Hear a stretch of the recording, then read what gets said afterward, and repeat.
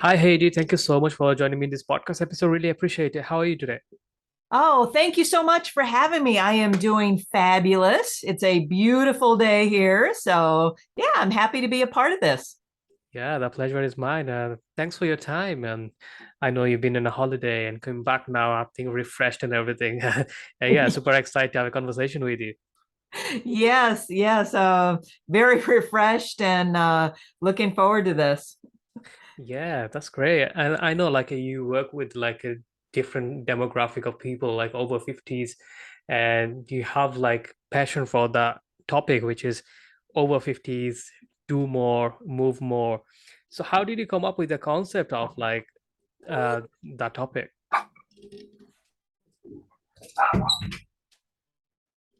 Yes, it really started with my mom, and she was always such a vital, outgoing, just spur of the moment, let's have some fun type of person, always willing to say yes to a new adventure.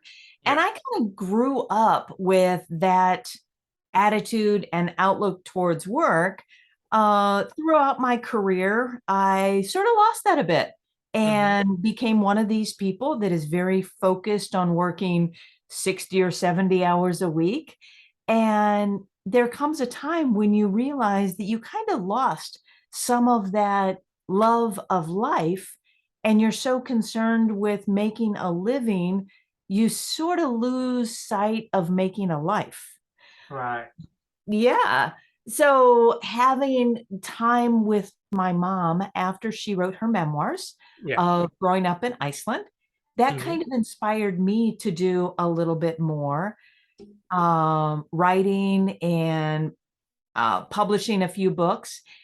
And the Yeah. more she and I spent time together, more and more people started to really focus on her and her age and how vital and outgoing she was. Yeah. At that point in time, she was 92 Oh wow. and still running around and having fun. And she realized more and more she needed to sort of use that Hmm. and help motivate people. And when she was 93, she did a year-long project of 93 things that she had never done before in her life. Wow. 93. And Uh, who could even say that at 40, to I be know. able to come up with 40 things you've never done before and actually do them in a single year. Yeah, definitely. So she did that. And we had a lot of fun with 93 things that ranged everything from dyeing her hair red to tasting kohlrabi to going to a wildlife park and petting a pig. So um, as part of that, she followed up with writing a book on Right. these 93 things. Yeah. And once that was done, I personally really felt like there was a deeper message there where it's great when you can look at someone else and Yeah. say, wow, that person is amazing. And how motivating is that to see them? But until we can have sort of the steps to emulate that and Mhm. do that in our own life, it really becomes this motivational thing that we read for a moment Yeah. and then we sort of walk away from. Yeah. And how long did it take to finish the book? Pardon me. No problem. It was about 6 months of working on it. Okay. And I really just took a lot of memories Yeah. of spending time with her and looked to figure out a way to let people have this roadmap that they could actually apply to their own life. Yeah. And whether it's encouraging someone to do something that's a little out of character, and maybe you're not super comfortable in the water, and maybe that can lead to taking lessons to swim to kind of deal with that anxiety, Yeah. or taking a walk outside and just enjoy the simple pleasures, and picking some apples and then going through the process of making an apple pie from scratch, working Hmm. activity and new things into your life for areas of enjoyment that you've either never considered before, Yeah. or going back to childhood and remembering some of those activities and hobbies you used to love as a kid that you sort of lost sight of, you know? Yeah. And we have like a cultural tendency, like after over 50, 60 years old, people stop dreaming about life, right? The big goals, big dreams, it just fade away and they doubt themselves and doesn't want to do something, doesn't want to move anything. And just like, where's my retirement coming? Then even the retirement hits in, they're more depressed and they feel like they don't want to live anymore, right? The depression hits in because they don't know doing anything. So like with your way of looking at things, like do you see like if someone got some kind of goals or vision or moving towards something actually makes them happier if someone is over 50, 60 years old? I think it does, yes, because you really touched on the core issue there.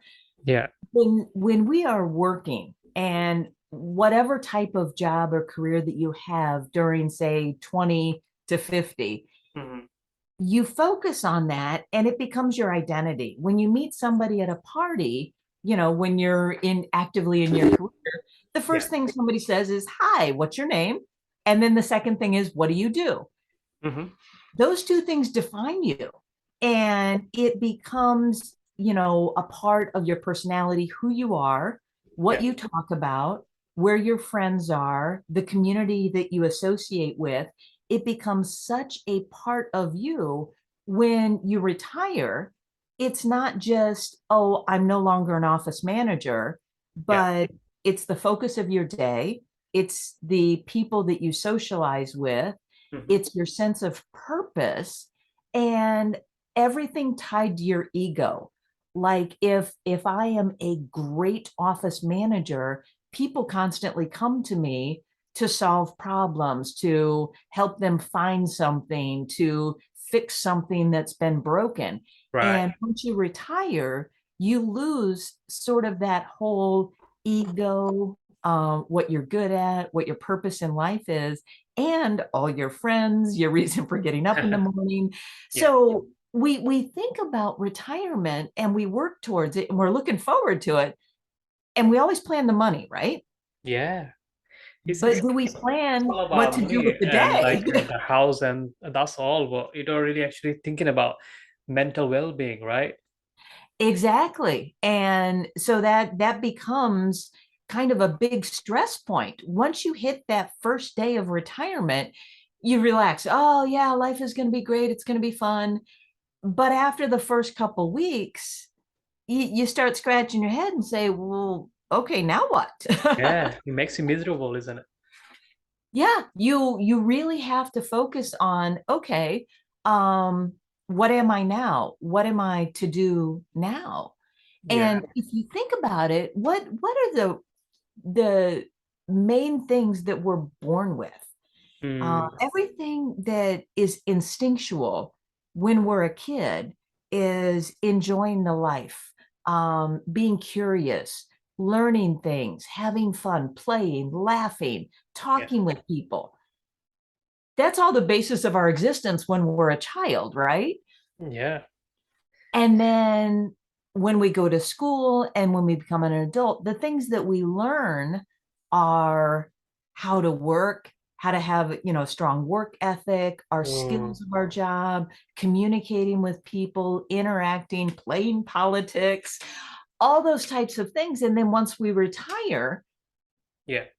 now we're like, okay, do we go back to being a kid again and having fun and just playing every day? Oh my goodness, how do you reach back 40 years and remember how to do that? Yeah. Or should we use our skills and put them into maybe part-time work or a second career or volunteering? Mm. And there's no right answer for everybody. What works for me may not work for you. Yeah. And I think that becomes the core focus for every person to figure out. If you truly are maybe an alpha type personality and you love to work and you just really get that, mental high Yeah. from success and, accomplishing things, maybe the volunteering path is what will provide you purpose in retirement. Mm, Mentor young businesses, volunteer with the community or a chamber of commerce or, you know, something like that. yeah. Whereas somebody else, hey, if you're all about having fun and enjoying, maybe take a 3-month road trip and explore the outdoors. And maybe that's your purpose. Yeah, it's an individual thing, right? And so obviously I want to hear more about your mom's story, like when she got the project when she was 92 years old, 93 years old, and what differences did you see like on her, like when she going through the process of writing her book? Is there any positive experiences she had? Like obviously she got out of the boredom and everything, right? She was looking forward to something. Absolutely. Yeah, my mom's life was very interesting. She was born and raised in Iceland. Right. All of her family back for generations, 1,000 years, were all from Iceland.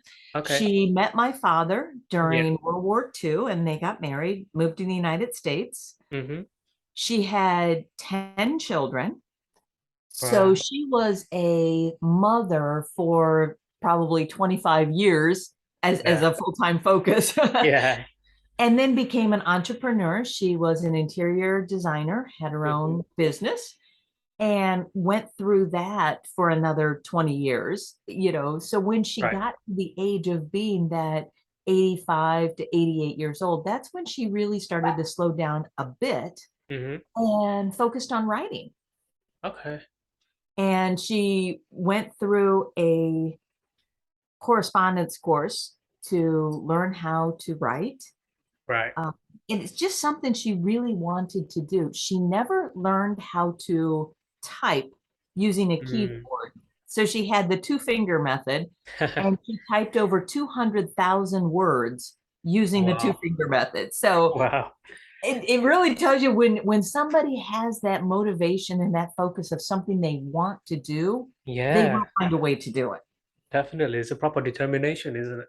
Yes, Yeah. yes, And, absolutely. And and once she wrote that, she just became so inspired to share her story of mm, growing up in Iceland and just the culture and mindset of Iceland.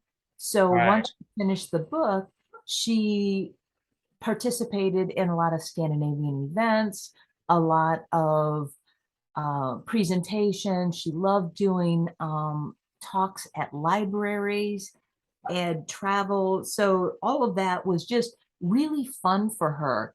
And one thing sort of fed into the next. And that's really where I see that the lessons come in Hmm. is how you can allow one thing to kind of snowball into something else. Yeah, interesting. So for who, so your mom always been like an active person, isn't it? Like until she's like 85 years old, then she slowed down. And that actually being active and moving towards something all the time, like gave her that kind of lack of purpose and everything. So she found a purpose what to do next and always been doing something. So we oftentimes, I mentioned it earlier as well on the podcast, we oftentimes give up on our life on a 50, 60. We things like we don't want to do anything else. We're supposed to be in a retired and sitting down, and we've been talking about it. After that you get bored, miserable, and etc. How do someone can find like the purpose? Because purpose is something like have to come from within. Because we can both can talk all day long, and someone's not gonna create the purpose. How they can identify their purpose, what they need to be doing next. Probably they're successful on their career. They where they are, they they wanted to be and achieved everything right now. But what's the next thing they can pursue.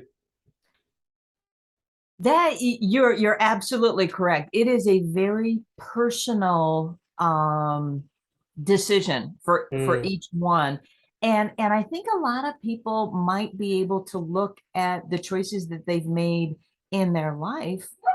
Somebody who is very nurturing and supportive to others, maybe somebody who's been a teacher or in healthcare yeah, or a counselor. Those type of people probably, and I'm going to say probably because everybody has to decide for themselves, yeah. but those type of people probably would find satisfaction in continuing to do for others. Mm, And whether it's maybe volunteering at a retirement home or at their local church or place of worship, yeah. maybe doing some volunteer work that way.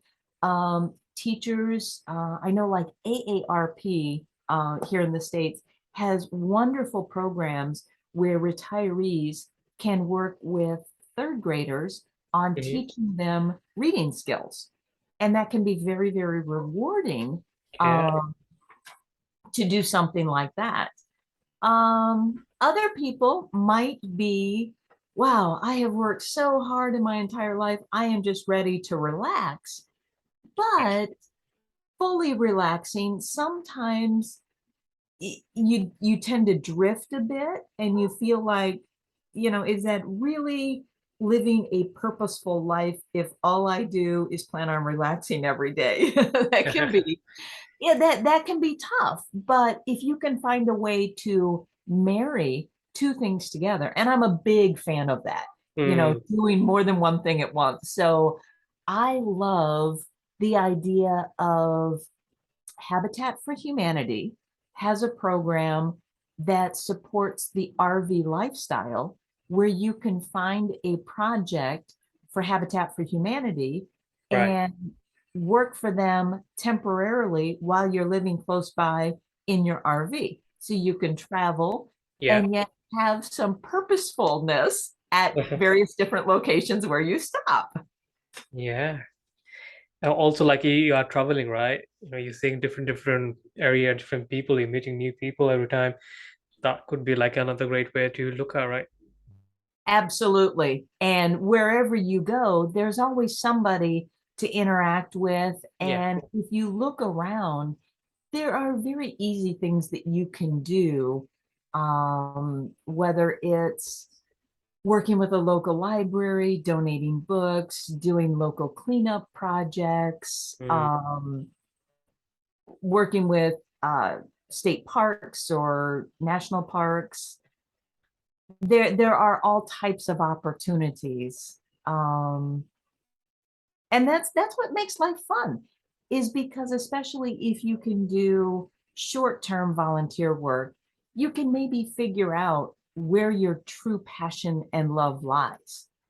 yeah, a lot of people I seen as well, like over 50s, they starting podcasts, starting their YouTube, TikTok videos, and they are super passionate about certain subject, but they don't know how to use that technology, but there is a way to learn it as well.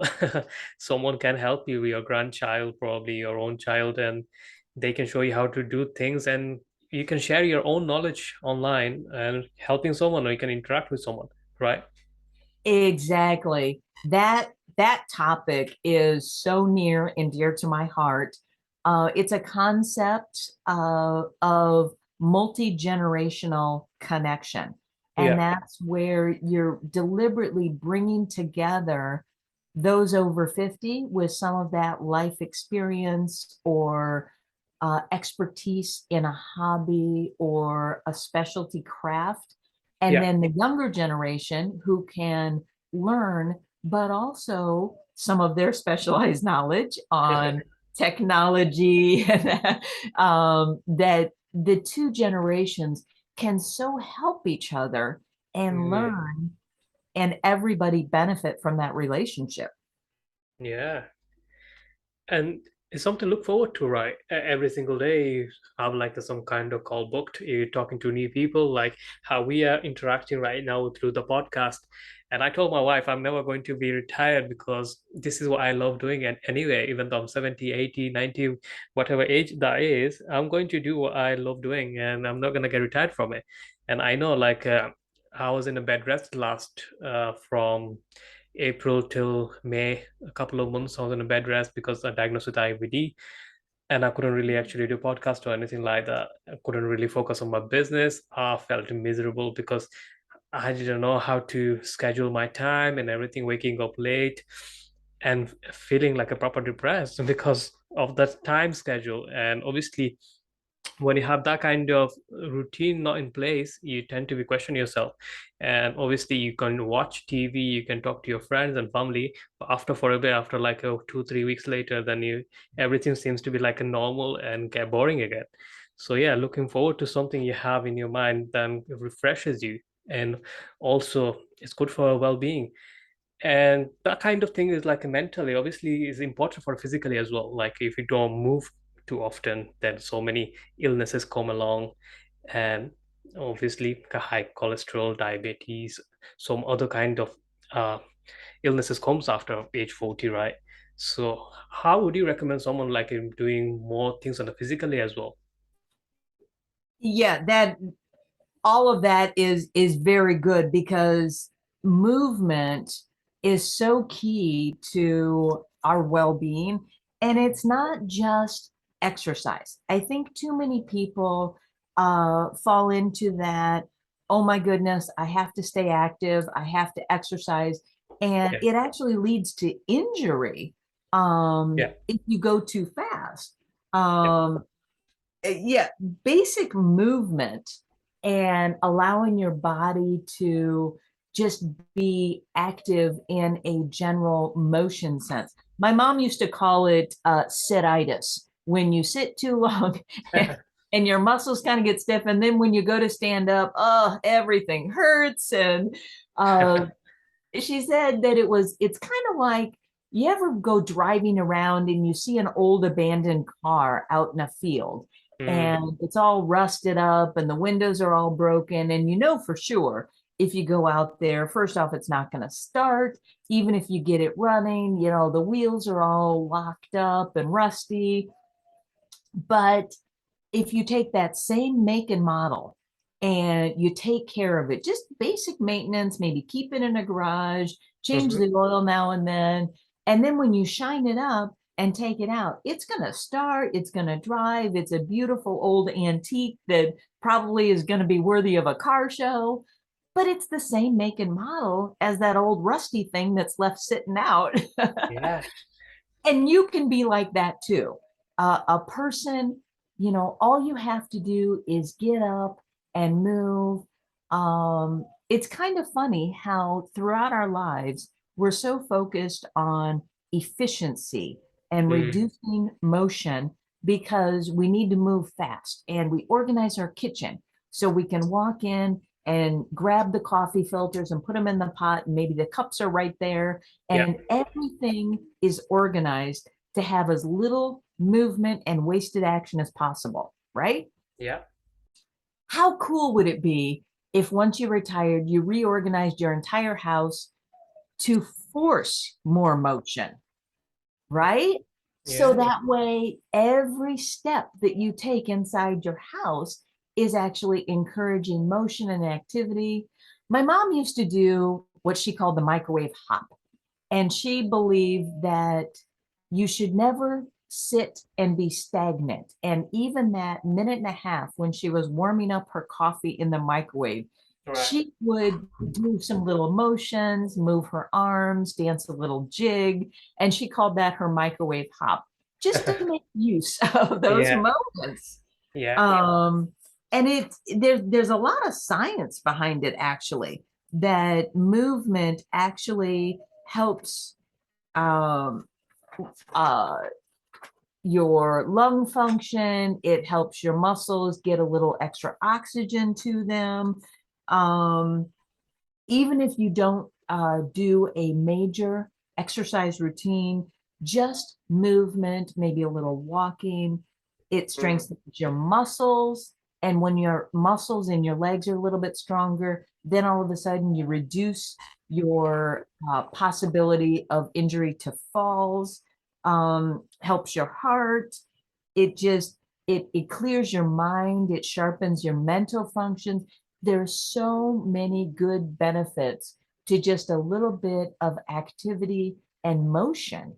And then, boy, if you throw in maybe some outdoor action, whether it's just gardening, maybe Yeah. walking around the block, doing going to the park and bird watching, just that interaction with nature, the fresh air, vitamin D, all that just starts snowballing all kinds of benefits to you physically, mentally, and then that just bolsters you emotionally. And then boom, all of a sudden, mentally, you start feeling more energetic and Mm. you want to do things. And so, yeah, just that one little start, just do one thing.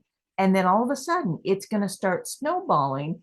And then you start feeling a little bit better. And then maybe Yeah. you can reach out and say, oh, so what hobbies do I miss doing? Or maybe, what is it that I've always wanted to do that I've never done before? Yeah. Yeah. I totally agree with you. Yeah, making like them kind of changes actually works really, really well because otherwise you wouldn't do anything, right? You find like so Exactly. many excuses not to move. Yeah. Yeah, it's a great way to look at, definitely. So yeah, Heidi, we're coming to end of this podcast. It's been great having a conversation with you. We can go on for a long, long time. But yeah, coming to the end of the podcast. So those who's listening, if anyone wants to learn more about you, your work, where's the best place to find you? My website is Heidi Herman author.com. Uh, HEIDI HERMAN author.com. And that lists all of my books and also several of my mother's Hmm. because her life and everything that she done has been so impactful to me that is definitely part of the message that I'm sharing that people can continue to be motivated by her and maybe find a little more activity and motivation in their own life that they can impact others. Yeah, that's great. So yeah, thank you so much for your time. Really appreciate it. I wish you best of luck with your life and your career as well. And yeah, have a wonderful day ahead. Thank you so much. I appreciate your time as well. It's been such a pleasure being here with you today. No problem. Really appreciate it. The pleasure is mine. So Okay. that's a wrap, guys. Thank you so much for listening to this podcast episode. I hope you got some value from it and enjoy the episode. So those who's listening, if anyone is interested to reach out to Heidi, go visit her website and also reach out on our social media platform as well. And until then, I'll talk to you in the next episode. Thank you.